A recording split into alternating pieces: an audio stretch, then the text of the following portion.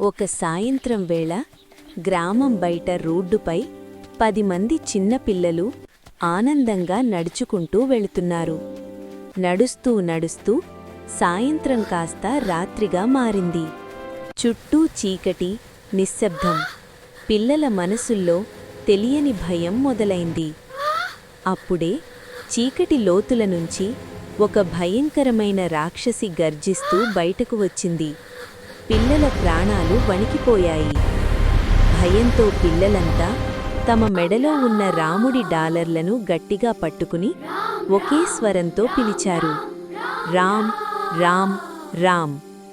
అప్పుడు రాముడు హనుమ వెళ్ళు అని చెప్పెను. ఆ రామనామశక్తికి ఆకాశం కంపించింది. దివ్యకాంతి మధ్యలో శక్తివంతుడైన ఆంజనేయస్వామి ప్రత్యక్షమయ్యాడు.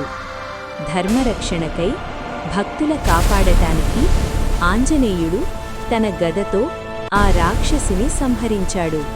చీకటి నశించింది. పిల్లలను ఆశీర్వదించి ఆంజనేయుడు అంతర్ధానమయ్యాడు. ఆ రాత్రి పిల్లలు ఒక సత్యం తెలుసుకున్నారు. రామనామం ఉన్నచోట భయం ఉండదు.